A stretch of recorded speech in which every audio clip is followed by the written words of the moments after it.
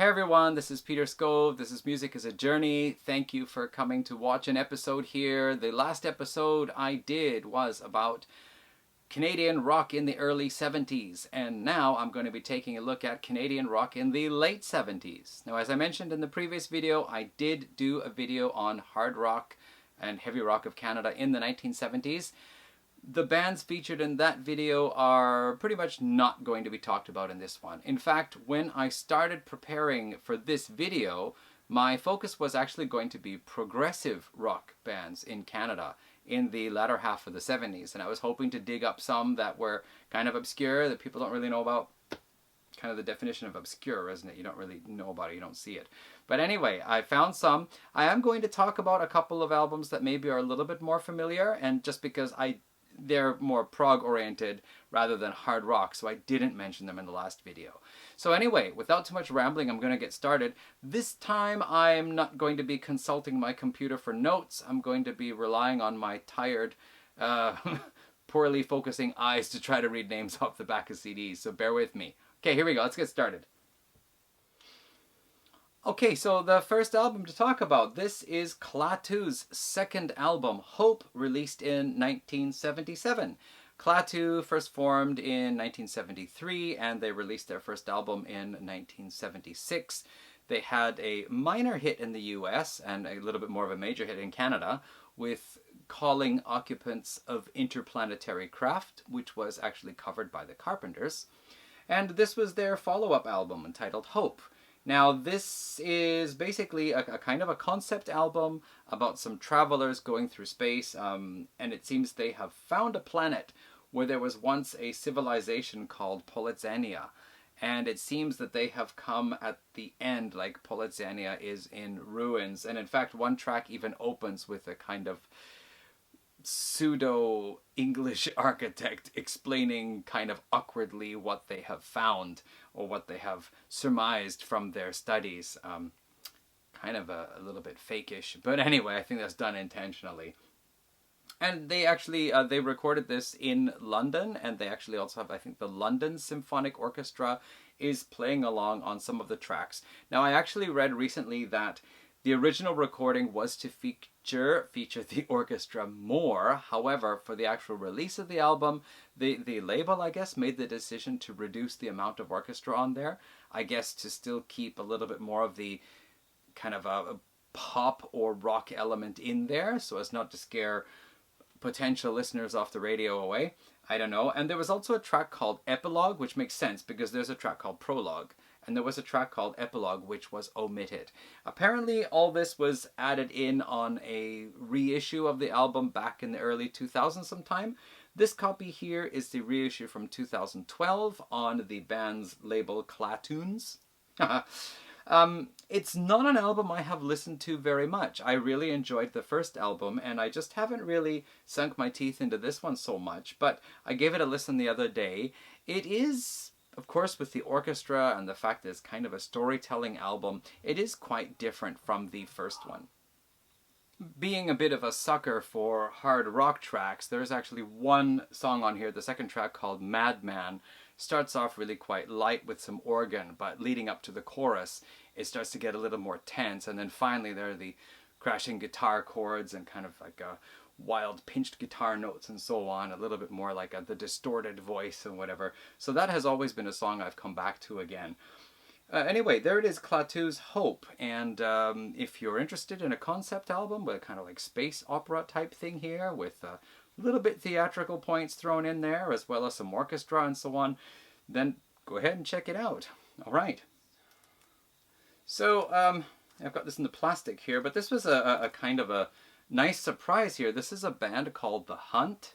I think they were out of Montreal. There's a picture on the back here of them naked and looking tough. Well, except for this one guy. He seems to be staring off into space. But anyway, this is basically a hard rock band. They do have some kind of, I guess, standard hard rockin' tunes with hard rock themes and so on. But there's also a kind of progressive edge to them, and the very first track, I Was Only Dreaming, actually starts off, it's very light, and there's some flute in there that gives it a kind of a Jethro Tull-like feel.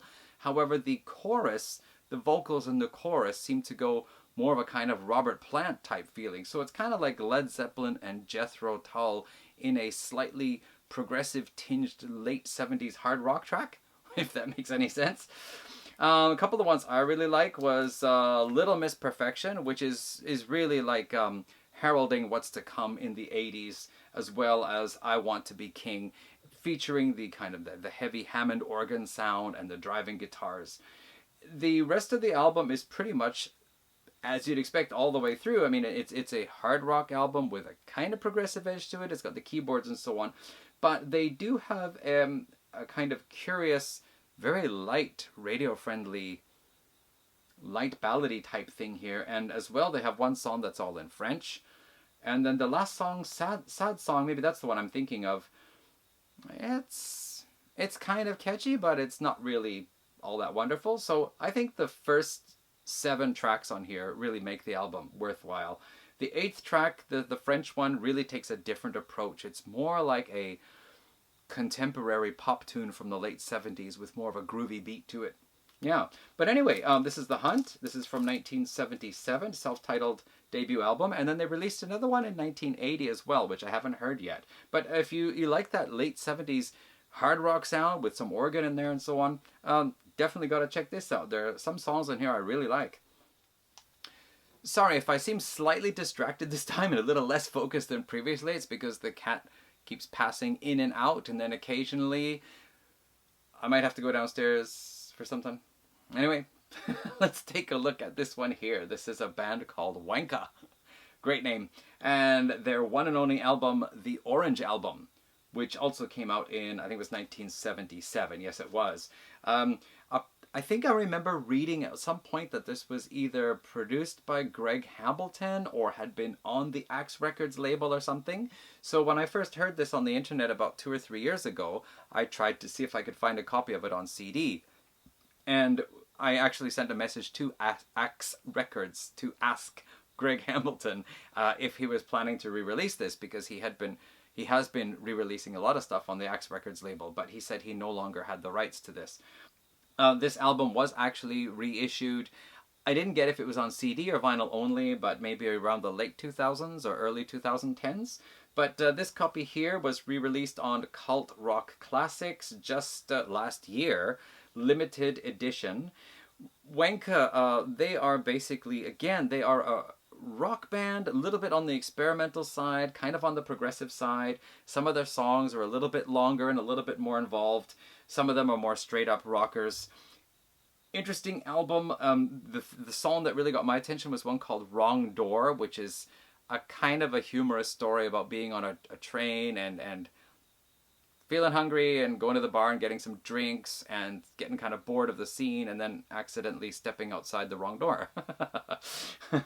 But this album is actually very good. I like it, but I have one gripe about it, and that is that sometimes, as I said previously, when they reissue old albums, quite often it's not from the original master tapes, and sometimes it's the master copy is like a piece of vinyl or something, and in that case you can usually hear if there's some like degraded sound quality, a kind of bit of distortion, or there goes the cat again.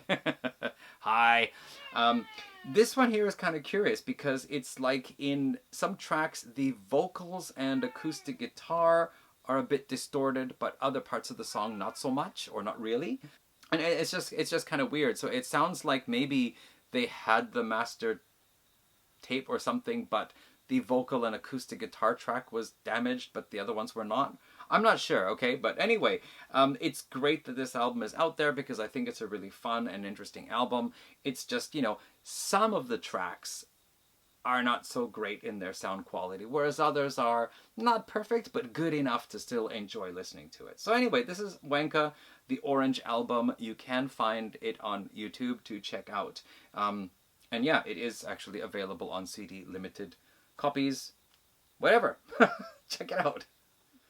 Oh yeah, this is a really curious one. This is a band, it's actually a one-man band, basically, called Milkweed. And what's the fellow's name here? It is Sergio Gomcalves. I guess, who wrote all the music and his keyboards.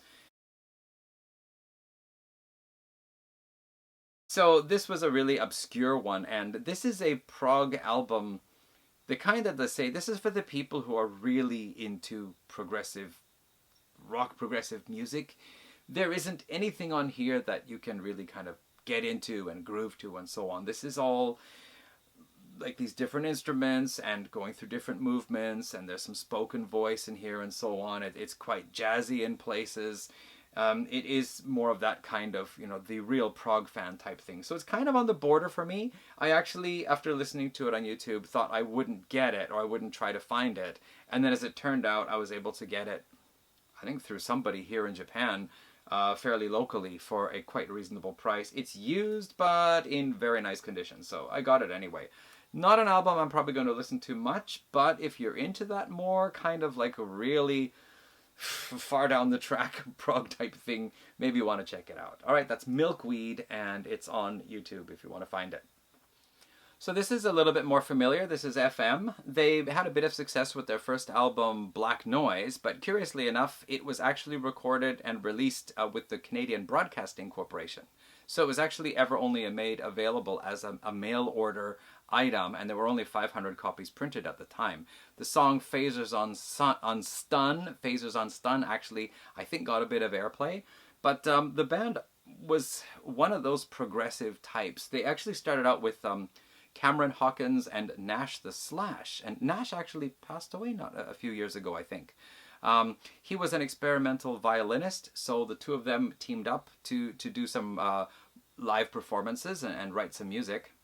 And then later on they brought in Martin Keller, I think it is, on drums. I'd actually like to take a look, but the little plastic pins inside that are holding the CD in place are breaking off for some reason, and the CD falls out. So anyway, just you can check it out on the internet later on if you want to find out more detail. But this is the second album. What's interesting is this is called Direct to Disc, otherwise known as Headroom. And what happened was they got an offer, I think it was Phase 1 Studios in Toronto, to cut an album in the old style before there was tape, which was to cut it direct to disc. The band would perform live in the studio, and it would all be etched out onto a special disc called a lacquer. And from that, they would make the copies of the vinyl albums, of course, for sale. There were some limitations to this. First of all, the recordings could only be maximum 16 minutes, so in order to make a double-sided album, they had to compose 2 pieces of music under 16 minutes long, and which they did. I think it was the drummer who composed the piece on the second side, Border Crossing, and I think it was Cameron Hawkins who did the first side, Headroom. At this time here, though, by the time they were going to do this, Nash the Slash had left and had gone off to start a solo career. So another third member was brought in, and my apologies, I don't know his name right now, and if I open the CD, it's going to fall out. So we'll just leave it at that. But yeah, what's interesting was that they did this. They did 4 live takes in studio with the 3 musicians playing all the instruments and the arrangements, and they were recorded, and then they picked the best of them, and I think the notes inside say that the best recording was actually the 4th one. So they used the 4th one to make the original printing for vinyl, but again, there was another limitation that you can only make, I think they said you can only make 5,000 copies before the quality starts to wear down, and so that's why with the 4 versions, they actually could choose another version in order to print another 5,000 copies. I think it also mentioned at some point they did transfer to tape as a kind of master backup because the lacquer has those limitations. But they do say that the sound quality for audiophiles coming straight from the lacquer is much higher quality anyway, more detail is captured. So that's just an interesting thing that the band did.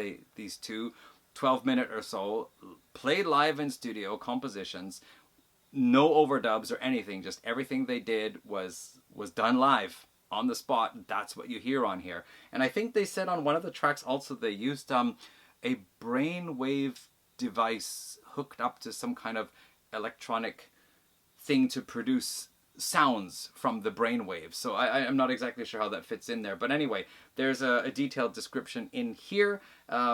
It is an interesting album. I do actually prefer the first one just because it's more you know, there are songs and instrumentals as opposed to just two, you know, 12-minute long compositions. But especially the first one, known as Headroom, it is interesting. It does follow this more kind of, again, going out there progressive rock style type here, where you're not going for a memorable song with lots of intricate musicianship and compositions, but it is actually a composition of its own. So anyway, there we go.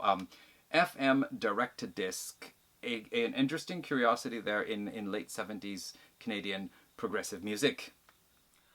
Well, surprise, surprise. You know, as I was going through the video yesterday and I was talking about the different albums, I started making a comment about one, and for a moment I thought, wasn't that comment meant to be about another album? And then I just couldn't remember what the other album was. And it was only later on, while I was starting to edit the video, I realized I didn't talk about this one. Haha. Now, you know, back when I did the Rock Candy re-release video a week or so back, this is what started it. And this CD was exactly bought for this video here, because I wanted to include this in my late 70s Canadian rock, progressive rock type thing here. So here we go then. This is Zon. This is Zon's debut album, Astral Projector. I think it was 1978. Probably it was something like that, 77 or 78.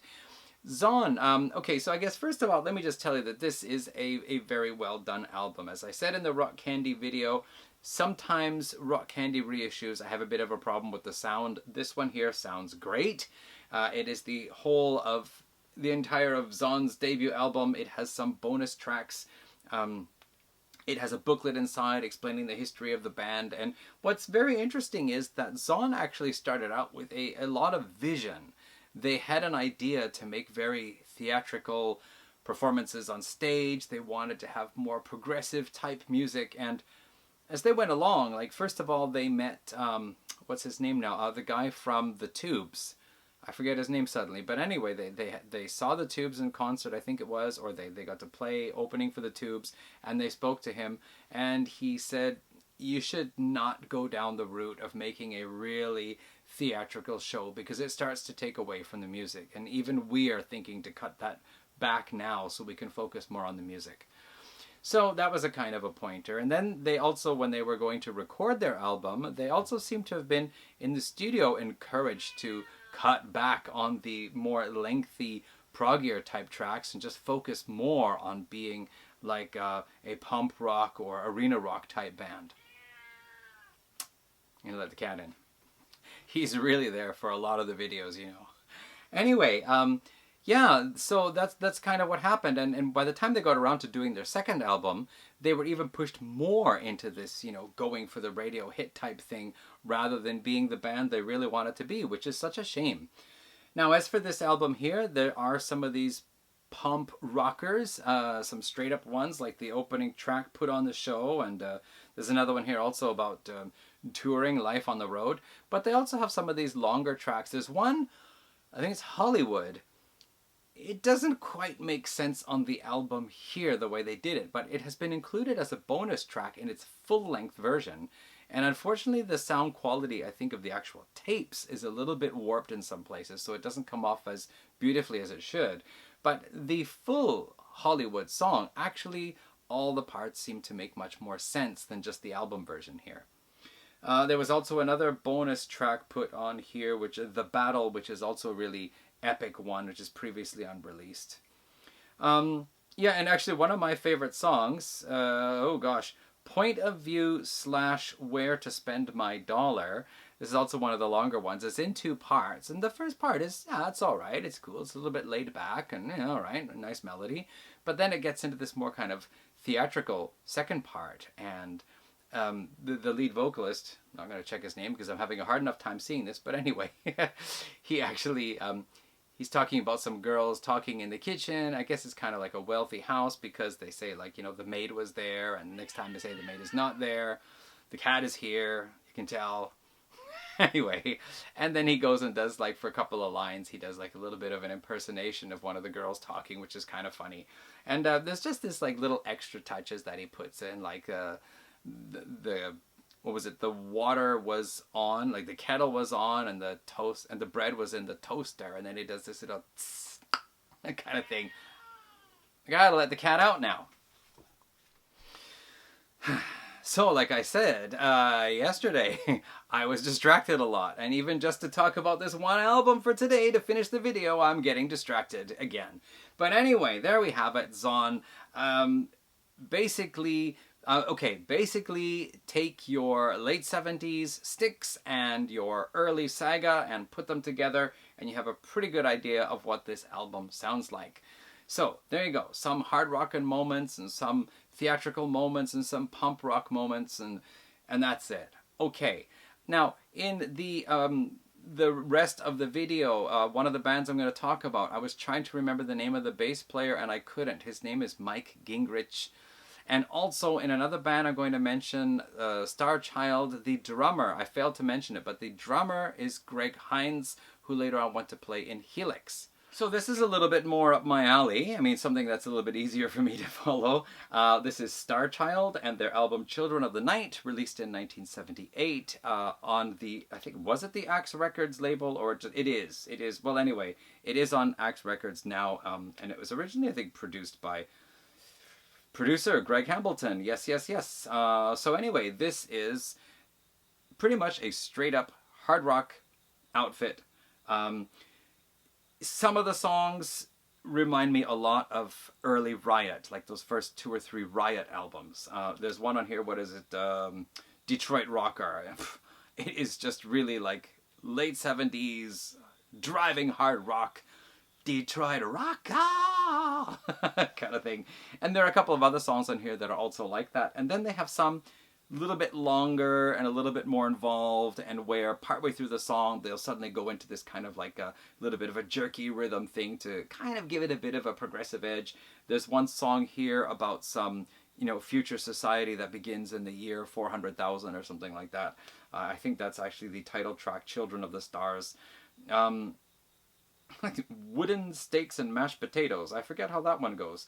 There's one here called Groove Man, which is pretty interesting. It's about this guy who used to be a rocker, but then in the late 70s he got into an interesting combination of disco and punk. And yeah, he's hanging out in his vet and, you know, trying to pick up the ladies and so on. And overall, I'd say this is a really fun, interesting album. The one drawback to it, I would say, is that this sounds like the band recorded everything in the studio as they would play it live. And what I say as a drawback is because I think that when a band plays live, there's a different feeling to a live performance. And to try to just take that live performance and put it in the studio, I feel there's a little bit of a loss of the energy. And so the studio instead is a place where you can add some overdubs, or, you know, put in some extra guitars, or do something a little bit more with the vocals. You can play around a little bit more to kind of fill up the sound a bit. And I just feel that extra bit of filling in the sound is lacking. But you know, for a debut album, it's still cool. It's 1978 though, the same year as Van Halen's debut, right? But anyway, good hard rock late 70s album. Again, probably closest to those early Riot albums in parts, but also maybe a little bit more like Uriah Heep-ish without the keyboards. Anyway, Starchild. Check it out on Axe Records. Here's an album that I really wanted to get a hold of for a few years now, and finally I was actually able to get it once again available quite locally. Somebody here in my prefecture in Japan was selling this on Mercari, which is a kind of online flea market. Used, but in very good condition. This album, okay, so the story is that this is a symphonic prog band, I think out of the Toronto area anyway, certainly Ontario. And the sound, the style of the music sounds very much inspired by Genesis, but also with a kind of a Rush feeling in places too. Sometimes the guitar sound or the chords sound a bit like late 70s Rush. Sometimes the bass guitar parts are reminiscent of Geddy Lee. And as well, the vocalist sounds to me like a rock vocalist, like he previously sang in rock bands. And he joined the symphonic rock, prog rock band, and it's like he has the Geddy Lee enunciation or accent, but at the same time, he's probably listened to a lot of Peter Hamill from Van der Graaf Generator. And so it's kind of like a combination of a rock singer combining Peter Hamill and Geddy Lee.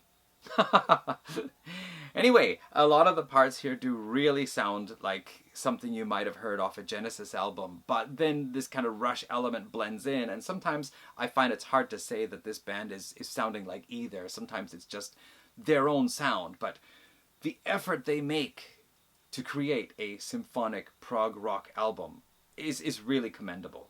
I think a lot of the music on here, if not all of it, just fits right in there with a lot of these other grand 1970s symphonic prog bands. The vocals are probably the thing that I find is the weakest, not all the time, but there are just some moments where he goes like, "Rah!" like starts low and just shoots the note up there, and it sounds a little bit too overly dramatic, like he's trying too hard to be prog. But that's okay. Still, whenever I listen to this album, I think it's great all the way through, and then afterwards, in retrospect, I think that vocal part there was a bit weird. But anyway, this is Nightwinds. The album was, I think it was actually engineered by two of the guys from Klaatu, and oh, it started raining outside again. We've got a typhoon coming here, and it keeps raining on and off all day. Sometimes thunder. So might get some of that here. But anyway, yeah, no, and what happened was that the band went into the studios to record the album, and then by the time it was finished recording, they had some disagreements or whatever, and they just split up. And so the album basically was just left as it was, abandoned. And it wasn't until, I think, 1991 before it was finally released on CD. And nothing was done. Like, they just took the mix as it came off the monitors, I believe is what the notes say inside here.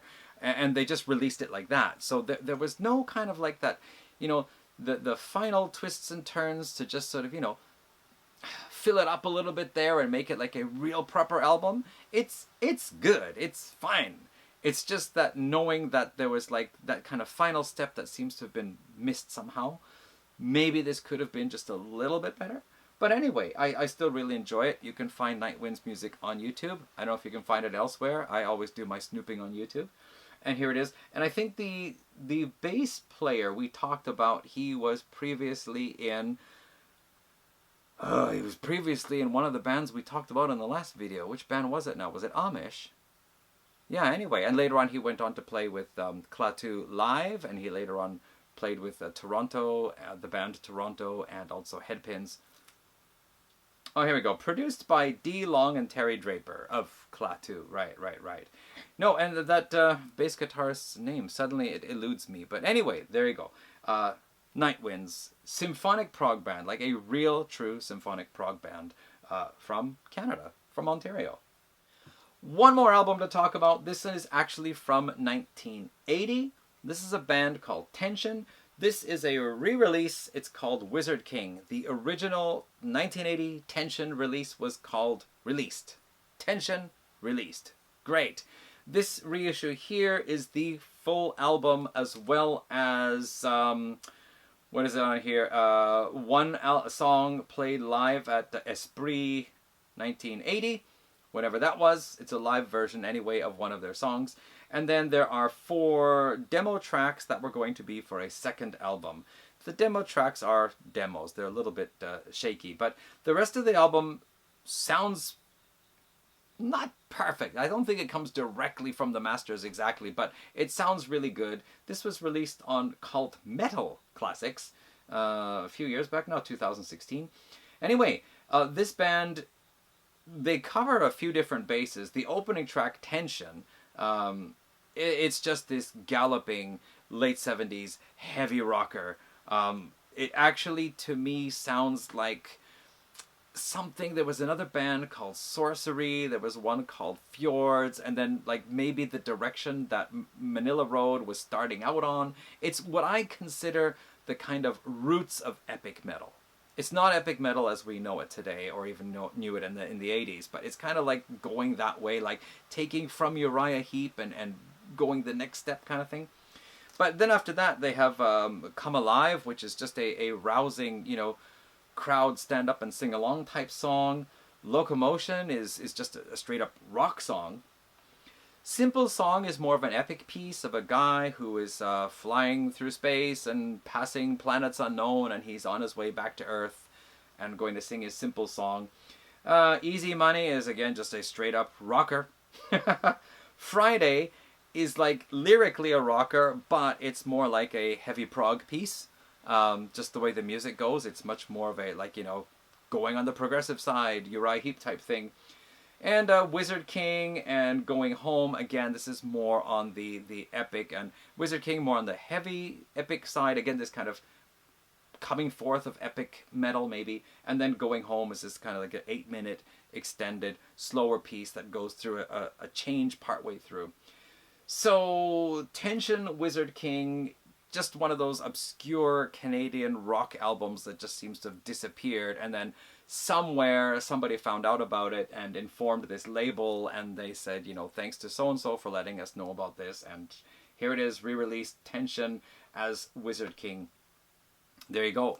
So, and you can actually only find 2 tracks from this on YouTube. So if you can hear it somewhere else, like Spotify or something, I don't know. But there you go, Tension. Okay, again, sorry if I seemed a little bit distracted some parts in the video, but anyway, there you go. Some of the probably mostly lesser-known groups, a little bit surprise groups, coming out of Canada in the late 70s. Again, some of these albums, they just probably should have been bigger, but, you know, it turns out, you know, some of these albums, they get released. The Wanka one, for example, the label just completely dropped interest in them, and they only ever sold like 1,200 copies. And after that, they kind of just, you know, struggled trying to find their way until finally they just couldn't handle it anymore, and they split up, which is the story of a lot of bands, not just Canadian ones. Release an album, and the label forgets about them, and then they flounder about, and finally they just have to give it up. But anyway, there you go. So yeah, if any of them sound interesting to you, do check them out. I am trying to kind of hurry up to get some videos done now, because during the summer I went for 2 months without doing anything. Even today, just like sweating upstairs here. This shirt is kind of stinky. This is Hag, kind of a doom psych metal band out of Newfoundland. I talked about them a couple of years back. Great band. I've made their shirt all sweaty and stinky today. My apologies to Hag.